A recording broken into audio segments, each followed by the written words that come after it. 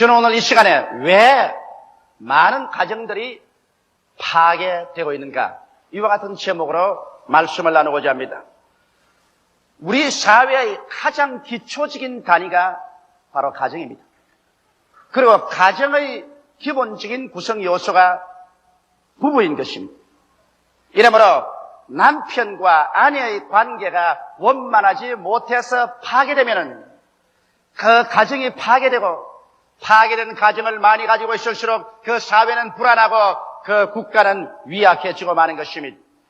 가정이란 하나님께서 인간 사회 속에 만드신 가장 첫 제도인 것입니다. 그러므로 하나님께서는 가정을 대단히 중요하게 여기십니다. 그렇기 때문에 나사렛 예수께서 오셔서 그가 하나의 혼인잔치에 오셔서 첫 기적을 행하실 때 바로 처음 결혼하시나 포도주가 모자라서 낭패에 처한 신혼부부를 도와주기 위해서 물을 변하여 포도주로 만들어서 공공한 처지에서 해방시켜주는 일을 하신 것입니다. 이러므로 우리 하나님께서 얼마나 가정을 귀하게 여기신다는 것을 여기에서 직접으로 증명해 주신 것입니다. 그러므로 행복하고 건강한 가정은 하나님의 소원하는 바요, 이와 같은 가정이 많을수록 사회가 안정되고 나라가 튼튼해지는 것입니다. 그러나 오늘날 실제로 볼 때 온 세계에 걸쳐서 수많은 가정들이 불행하고 그리고 처참하게 파괴되어가고 있는 것입니다. 그리고 자녀들은 길거리에 헤매든지 고아원으로 가든지 이리저리 찢겨서 일가친척으로 있을 곳을 찾아가는 이러한 처지에 있는 일들이 대단히 많습니다. 사람들은 이와 같은 가정의 파괴의 원인을 여러 곳에 두고 있습니다. 급속적으로 오늘날 사회가 도시화되기 때문에 그들이 농촌의 안정된 환경에서 뿌리가 뽑혀서 도시화된 사회 속에 휘말아쳐 와서 그만 정신적인 가정적인 안정을 상실해버리고 그 결과로 가정이 파괴된다는 사람도 있습니다. 또 다른 사람들은 산업화 시대에 사람들은 시간과 조직에 묶여서 움직이기 때문에 가정적인 그러한 단합할 수 있는 시간이 없고 부부 간에 대화할 수 있는 시간이 많지 않기 때문에 가정이 파괴된다고 말하는 것입니다. 또 다른 사람들은 경제적인 기대와 요구는 많은데 현실적으로 그것이 이루어지지 않을 때 마음의 욕구, 불만과 나아가서 좌절감 등이 가정을 파괴하는 근원적인 이유가 된다고도 말하고 있는 것입니다. 실로 가정의 파괴에는 여러 가지 이유가 있지만은 그러나 그 모든 이유 중 가장 절실한 이유가 부부 간의 인간관계가 실패할 때 여기에서 가정이 파괴되는 것입니다. 여러분, 결혼한 부부는 언제나 상호간에 대화가 이루어지고 원만한 관계가 이루어지도록 주도 면밀하게 늘 계획하고 애를 써야 하는 것입니다. 첫 결혼했을 때 한 1년 동안에 그 밸런스를 잡기 위해서 많이 애를 써야 되고 또 결혼한 지 한 10년쯤 되어서는 이제는 가정이 거의 안정되고 경제적으로 안정이 이루어졌을 때 그때 또다시 한번 우리가 가정적인 밸런스를 잡아야 되고 자녀들이 다 자라서 결혼하고 난 다음 이제 노년기를 있었을 때 그때 또다시 한번 부부는 그들의 환경의 전환기에 따라서 서로의 조화를 가져와야 되는 것입니다. 가정이라는 것은 그냥 내버려 두어서 잘 자라는 이와 같은 화원이 아닙니다. 끊임없이 벌레를 잡아주고 물을 주고 비료를 주고 그리고 햇빛을 비추어 주어서 꽃을 피고 열매를 맺도록 주도 면밀하게 돌봐줘야 되는 것입니다. 그러면 저는 오늘 이 시간에 가정을 파괴하지 아니하고 행복한 가정으로 만들 수 있기 위해서 어떻게 하면은 좋은 부부간의 관계를 유지할 수 있는가, 거기에 대한 몇 가지 말씀을 여러분에게 드리고자 하는 것입니다. 첫째로 행복한 가정을 위해서는 부부간의 대화의 창구를 항상 열어놓아야 되는 것입니다. 같은 지붕 밑에서 한 솥에 밥을 먹으면서도 대화를 하지 아니하고 부부간의 하숙처럼 그저 왔다 가는 나가고 나갔다 들어오고 하는 이러한 상황에 있으면 이 가정은 헤어지지 않았다고 할지라도 이미 죽은 가정인 것입니다. 가정이라는 것은 부부간의 대화 속에서 이루어지는 것입니다. 사람이 서로 만나서 살자면 원만하게 좋을 리만 없는 것입니다. 왜냐하면 한 남편과 한 아내라는 것은 그들이 자라온 과거의 경험도 다르고 환경도 다르고 교육도 다르고 성격도 다릅니다. 이렇기 때문에 자동적으로 내버려 두어서 서로 조화되고 아름답게 모든 것이 화목하게 이루어질 것이라고는 기대할 수가 없습니다. 이렇기 때문에 끊임없이 서로 조화를 해야 되는 것입니다. 그 조화를 하기 위해서는 대화가 이루어져야 되는 것입니다. 이러므로 우리 스스로의 삶을 서로 솔직히 개방해야만 되는 것입니다. 자기의 생각과 자기의 마음속에 불평과 원망, 또 불만족, 이러한 것을 마음속에 감추어 놓고 이것을 자꾸 쌓아놓으면 이것이 나중에 걷잡을 수 없고 고칠 수 없는 병증이 되어버리고 마는 것입니다. 이렇기 때문에 여러분의 삶을 스스로 개방해 놓아야 되는 것입니다. 남편은 아내에게 자기의 마음과 생각을 개방해 놓고, 아내도 남편에 대해서 모든 생각을 다 개방해 놓고 난 다음에, 그래서 그들의 마음에 있는 것을 털어놓고 대화를 해야 선뿌리가 마음속에 생기지 않습니다. 이래서 잘못의 선뿌리를 다 뽑아버리고 대화를 통해서 언제나 조화와 화평을 가져오는 이런 가정을 만들어야지. 내가 좋은 일만 말하고 원망스럽고 원한에 사무친 일이라든지 이런 것이 생기면 이것은 감추어 놓는다. 그러나 그것이 감추어지나요? 얼마 전에 이것이 선뿌리가 되고 이것이 암이 되어서 가정이 파괴되어버리고 마는 것입니다. 여러분, 가정에서 남편과 아내가 취해야 될 때는 서로의 카운셀러가 되어야 된다는 것입니다. 남편은 아내의 카운셀러가 되고 아내는 남편의 카운셀러가 되어야 되는 것입니다. 그럼 카운셀러는 어떠한 일을 해야 되는 것입니까? 카운셀러라는 것은 남을 도와주는 사람이기 때문에 남의 말을 잘 들어줘야 되는 것입니다.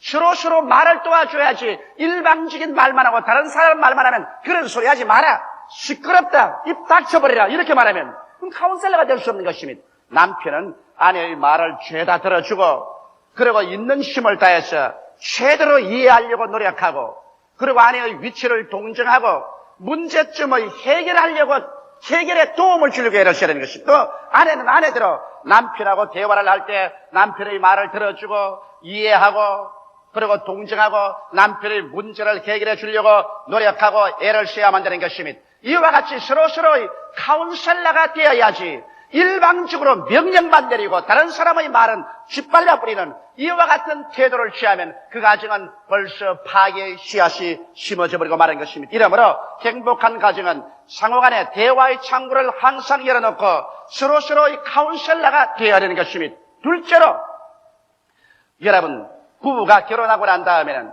야한 일이 있더라도 서로 사랑하겠다고 마음속에 결심을 해야만 되는 것입니다. 사람은 사랑이라고 말하면 그것이 감정적으로 로맨틱한 사랑만 생각하는 것입니다. 감정적인 사랑이라는 것은 오래 계속되지 않는 것입니다. 참된 사랑이라는 것은 이지적인 사랑인 것입니다. 마음속에 서로 상대를 사랑하겠다고 결심을 하고 나오는 것이 참된 사랑인 것입니다.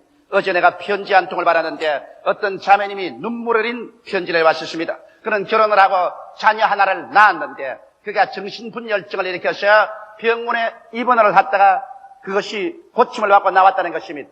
그러나 그가 정신분열증을 일으켜서 병원에 입원해 나왔다는 그 이유로 온 시집 식구들이 다 일어나고 남편조차 일어나서 가정재판소에 이혼 소송을 내놓고 난 다음 쫓아내려는 겁니다. 그런데 이 자매님은 이혼하기 싫다는 것입니다. 자기는 어린아이도 있는데 이 어린아이를 어떻게 하는 것입니다. 그래서 이혼하지 말고 살자고 간청을 해도 벌써 시집 식구들과 남편은 이혼하겠다고 결심을 하고서 재판에 걸어놓았다는 것입니다. 그 얼마나 비극적인 사회인 것입니까? 일단 사람이 결혼을 하면 이 결혼은 벌써 그 결혼 첫날부터 죽을 때까지 함께 살겠다는 운명적인 각오를 하고 결혼하는 것입니다. 이렇기 때문에 좋을 때만 받아들이고 내 나쁘고 귀찮으면 발길로 차버린다는 이러한 것은 있을 수가 없는 것입니다. 더구나 우리 기독교인들은 이혼이란 하나님의 법을 어길 뿐 아니라 여러분, 이혼이란 것은 상호간 정신적인 심각한 파괴를 가져오는 것입니다. 나는 많은 이혼한 사람들이 남녀를 불문하고 제게 와서 그 정신적인 고통에 대해서 말하는 것을 들었었습니다. 이혼할 때는 감정적으로 격해서 그들이 이혼하면 좋을 줄 알지만은 그러나 이혼을 하고 난 다음 그 뒤에 다가오는 정신적인 고독과 끊임없이 다가오는 죄책, 그 마음의 불안, 그리고 이혼의 결과로 다가오는 자녀들에 대한 충격, 이런 것은 도저히 계산할 수 없을 만한 손실을 가져오고 마는 것입니다.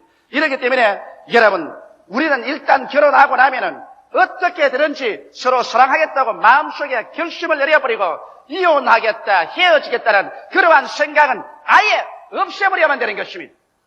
배수진을 친다는 말이 있는 것입니다.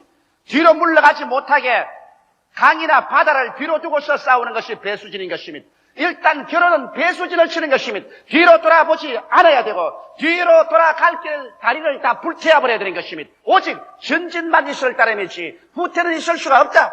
좋을 때도 함께 살고 나쁠 때도 함께 산다. 살아도 함께 살고 또 죽을 때까지 함께 노력한다. 이와 같은 정신적인 각오가 있어야 서로 안심하고 살 수 있지. 좋을 때는 서로 함께 동거동락하다가 한 파트가 나빠지면 버리고 간다. 그러면 불안해서 어떻게 같이 살 수 있겠습니까? 이러므로 행복한 부부관계, 행복한 가정생활인 것은 한 번 결혼하고 난 다음에는 그 다음 다시 뒤를 돌아보지 않는다는 각오가 있어야 되는 것입니다. 예수님께서도 잔기를 들고 뒤를 돌아보는 자는 천국에 합당하지 않다고 말한 것입니다. 가정도 꼭 마찬가지인 것입니다. 이러므로 여러분께서 행복한 가정, 행복한 부부의 관계를 이루려면 한 번 결혼하면 다시 뒤를 돌아보지 말아야만 되는 것입니다. 저는 하도 결혼 주례식을 많이 하기 때문에 결혼 주례할 때마다 형형색색의 남편과 아내들을 바라봅니다. 내가 생각하기에는 이 사람들은 행복하게 보인다. 이 사람들은 문제가 있겠다. 이 사람들은 장차 많이 싸우겠다. 이 사람은 내 주장이겠다. 이 사람은 남자가 주장을 하겠다. 대개 이제 보면 알게 되는 것입니다. 그런데 저는 요사이 내 생각을 해봅니다. 조용기, 네가 총각으로 돌아가셔 다시 결혼을 한다면 어떤 여자하고 결혼하겠는가? 내가 곰곰이 생각해봤습니다. 그 결과 대답이 나왔습니다. 내가 총각으로 돌아가서 다시 결혼한다면 현재에 있는 내 아내 김성희하고 결혼을 하겠다.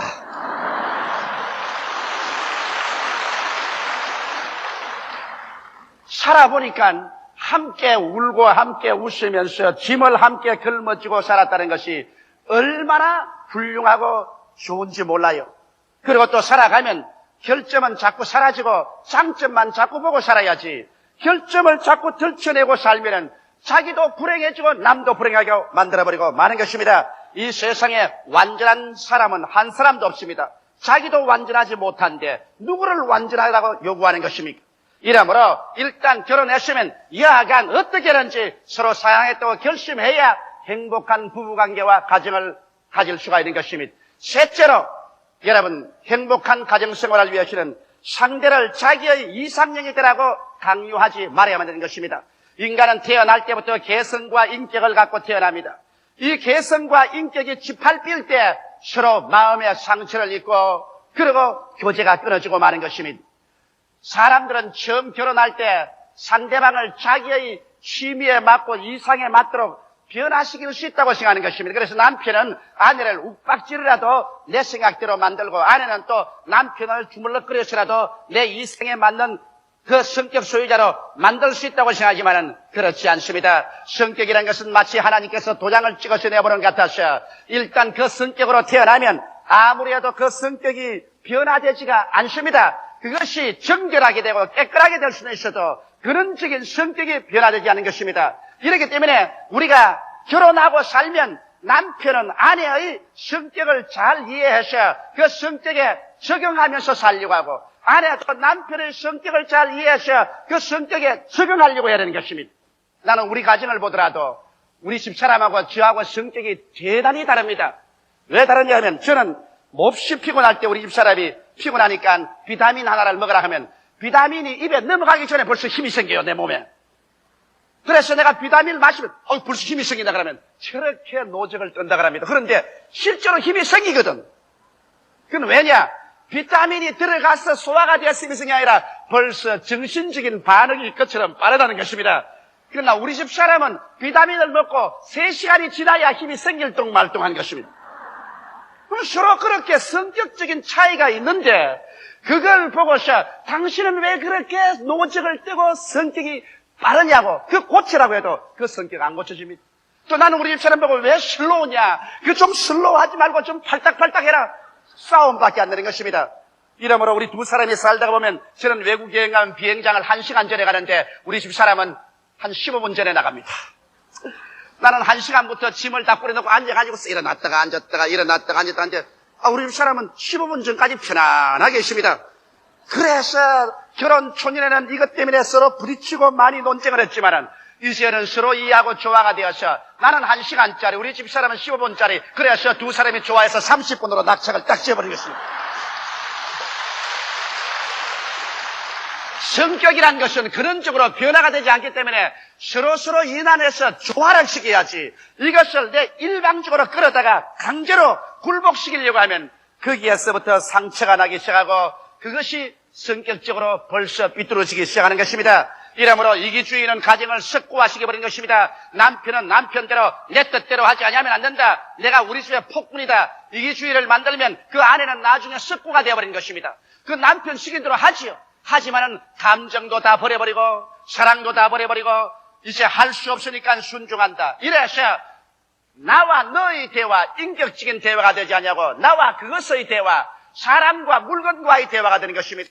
할 수 없이 내가 살아가기 위해서는 어찌할 수 없이 너와 교제를 해야 되기 때문에 이제는 인간적으로 나는 대하지 않는다. 나는 하나의 물건으로 대한다. 그래서 나와 그것의 대화가 이루어질 때 비극적이 되는 것입니다. 나는 많은 가정이 그런 가정 형태로 된 것을 보았습니다. 남편들이 내 주목 안 하면 우리 집 사람 꼼짝도 못해. 내가 고함하면 꽉 지르면 우리 집 사람이 그대로 순종해. 그런 말을 하는 남편들을 많이 보는데 나는 그 말을 들을 때 당신의 가정은 나와 너의 관계가 아니라 나와 그것과의 관계가 이루어지고 있다는 것을 저는 당장 직감할 수 있는 것입니다. 순종을 하지요. 그러나 이제는 사람으로서 취급하지 않고 이제 무관심으로서 순종하는 것입니다. 아내도 그와 같습니다. 남편에게 자꾸 바가지를 긁고 남편을 괴롭히고 몹시 고통을 주고 자기 고집대로 자꾸 주장하면 남편이 점점 약해져가지고서 나중에는 그 부인을 시키는 대로 하는 것 같지만은 인간적인 대화는 끊어지고 나와 그것과의 대화가 이루어지는 것입니다. 남편이라는 것은 결혼 초년에는 상당히 강하지만은 실제로 자식을 낳고 살아가면 점점 약해지는 것입니다. 부인은 처음에는 어린 양같이 되어서 시집으로 오나 자식을 낳고 세월이 지나갈수록 점점 호랑이가 되어가는 것입니다. 이러기 때문에 실제로 남편이 굉장히 강한 것 같아도 나중에 지나고 나면 굉장히 약해지는 것입니다.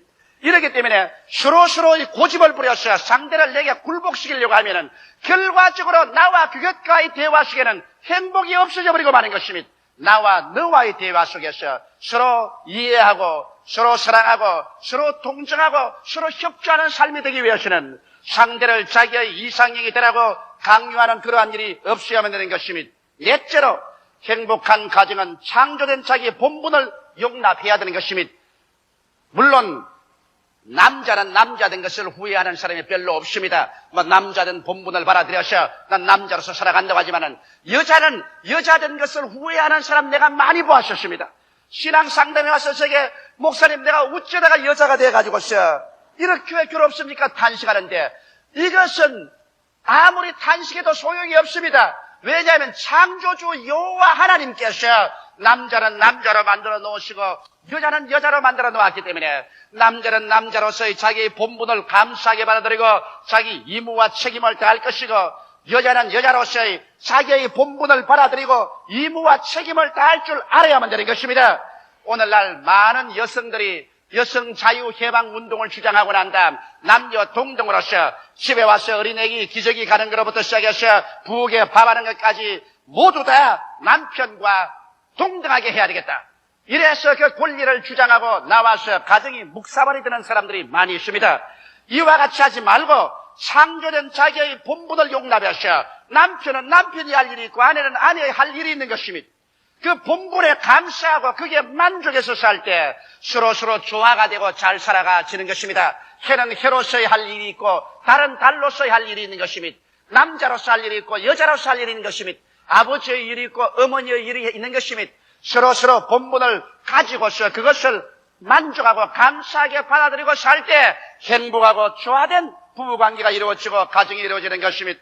다섯째로 여러분 행복하고 조화된 가정이 이루어지려면 함께 영적으로 지적으로 성장해야만 되는 것입니다. 저는 많은 안밸런스가 맺어진 가정들을 봅니다. 남편은 대단히 유식한데 부인은 굉장히 무식한 사람이 있는 것입니다. 남편은 신앙이 아주 없는데 부인만 신앙이 아주 좋은 사람이십니다. 이렇게 해서 안밸런스가 되면 이것이 가정에 또다시 하나의 구열이 되는 요소가 되는 것입니다. 처음 결혼할 때는 서로 다 처지와 신분이 맞도록 결혼을 했는데 남편은 세상에 나가서 활동을 하려니까 많이 이야기도 듣고 또 공부도 하고 경험도 많이 했어요. 그러면 남편은 지적으로나 경험적으로 굉장히 상승해버렸는데 부인은 그냥 결혼했으니까 이제 남편이 끝까지 나를 사랑해 주겠지 생각하고 난 다음 집에서 발전을 합니다. 책도 읽지 아니하고 공부도 아니하고 자기 인격적인 개발도 아니하고 그들이기 때문에 한 10년이 지나고 나면 남편은 그 수준이 이만큼 높아지고 부인은 결혼할 때 그대로 있습니다. 그래서 서로 대화가 안 됩니다. 이래서 남편이 아이고 저를 사러 데리고 사느니 목닭을 데리고 살지요. 그런데 점점 남편하고 수준이 맞는 그러한 여성들이 세상에 많이 나타나서 유혹을 해요. 그러니까 남편들이 그만 내 집사람은 저것은 아무것도 모르고 무식하고 현대 모든 사주를 모르니까 취하고 살 수가 없다. 그래서 결국에 가서 가정이 구열되고 마는 것입니다. 이렇기 때문에 여성 여러분은 일단 결혼했으면 나는 자식이나 낳고 집에서 빨래나 하고 집안일이나 돌보고 가정 구석에 처박혀 있으면 됐지. 이로써 마지막이라고 생각하면 큰일 납니다. 남편은 시시각각으로 사회에서 자꾸만 자기 스스로를 개발하고 발전시킵니다. 그렇지 않으면 생존 경쟁에 살아갈 수 없기 때문인 것입니다. 이러므로 여성들도 끊임없이 자기 개발, 자기 향상을 도모해야만 되는 것입니다. 이래서 자기도 남편과 지적 수준이 같도록 점점 공부도 하고 연구를 해서 남편과 일평생 대화가 될 수 있어야지. 이게서 떨어지면 가정의 구열이 생기는 것입니다. 신앙도 한 가지인 것입니다. 신앙도 부인은 열심한 신앙이는데 남편이 신앙이 없으면 신앙에 대한 이해가 되지 않기 때문에 서로의 교제가 끊어집니다. 이러기 때문에 부인과 남편이 성경도 같이 읽고 교회도 같이 오고 기도도 같이 하면서 신앙적인 대화를 통해서 서로의 신앙적인 수준도 같이 동등하게 향상되는 것입니다. 여러분, 동류가 동류를 이끕니다. 까마귀는 까마귀끼리 모이고 참새는 참새끼리 모이는 것입니다. 까치는 까치끼리 모이고 오리는 오리끼리 모이는 것입니다. 이와 같이 사람도 지적 수준과 그의 생활 수준이 같은 사람끼리 모이는 것입니다. 이런데 너무 많은 가정이 남편과 아내의 지적이고 영적인 수준이 현격한 차이가 있어서 서로 도저히 동류가 되지 못하고 친구가 될 수 없으며 대화가 이루어지지 않습니다. 이러므로 말미암아 서로 모여 앉아도 밥이나 같이 먹고 잠이나 같이 다시 그 이외에는 입을 열어봤자 할 말이 없습니다. 이렇기 때문에 서로 대화가 안 되고 심심하고 그러니까 남편은 남편대로 자기의 세계를 찾아가고 부인은 부인대로 자기의 세계를 찾아가고 그래서 가정은 하숙집이 되어버리고 그것이 오래 계속되면 가정이 파탄되어버리고 마는 것입니다. 이러므로 끊임없이 자기 연마와 수련을 통해서 남편과 아내가 같은 동등한 수준으로서 영적으로나 지적으로 성장할 수 있도록 여러분이 항상 노력하고 도모해야만 되는 것입니다. 여섯째로 행복하고 조화된 가정을 가지기 위해서는 인간적인 감정을 서로 이해해야 되는 것입니다. 사람은 감정적인 존재입니다. 인간이 이성적인 존재라고 하지만 이성은 감정의 뒤에 따라옵니다. 먼저 감정이 폭발하고 난 다음 이성은 뒤에 따라와서 해석을 하는 것입니다. 이렇기 때문에 부부간에 같이 살려면 상대적인 감정을 예리하게 살펴줘야 됩니다. 여러분, 남편은 아내의 감정을 예리하게 살펴야 되고 또 아내도 남편의 감정을 예리하게 살펴야 되는 것입니다. 친할수록 서로 존경하라는 말인 것입니다. 친하다고 막말을 해제끼면 그로서 깊은 상처와 파괴가 오는 것입니다. 남편과 아내만큼 친한 자가 어디 있는 것입니까? 그런 이상 남편과 아내는 서로의 감정을 이해하고 보살피기에 굉장한 힘을 써야 되는 것입니다. 그렇지 않고 그냥 자기 말 나온 대로 해버리면 큰일 나는 것입니다. 예를 들어 말하면 남편이 기분이 나쁘다고 아내의 과거의 약점을 들어가지고서 그대로 자꾸 치면 파괴되어버린 것입니다. 또 아내도 남편의 약점을 들어가지고 당신이 이렇게 해서 잘못했잖느냐, 그러니 당신 잘난 것이 뭐냐 감정을 쳐버리면 그 남편은 스스로의 마음속에 파괴됩니다. 사람이란 굉장히 섬세한 감정적인 존재인 것입니다. 이러므로 될 수만 있으면 그 인격적인 감정에 상처 입은 것에 손을 대지 말아야 되는 것입니다. 상처 입은 사람을 보고 상처 입었다고 해서 아픈 데를 자고 손으로 누르면 그 굉장히 아픈 것입니다.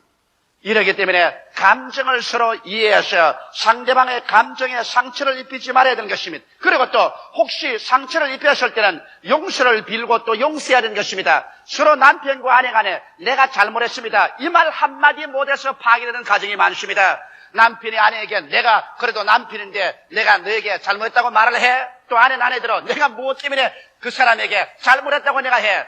나도 인격자인데. 그래서 잘못했다는 말 한마디 하나로 말미암아 파괴된 감정을 고치지 못하고 이것이 영영 돌이킬 수 없는 파탄에 이를 때가 있는 것입니다. 이러므로 여러분께서 잘못했다고 생각할 때 또 서로 내가 잘못했지 않았다고 할지라도 이것으로 말미암아 상대의 감정을 고치기 위해서는 잘못했다는 말 한마디가 그렇게 어려울 것이 없습니다. 그러므로 내가 잘못했어요, 내가 잘못했네, 용서해 주세요, 용서해 주게, 이와 같은 말이 즉시로 그 깊은 상처를 고치고 다시 화목을 가져올 수 있는 좋은 치료제가 될 수 있는 것입니다.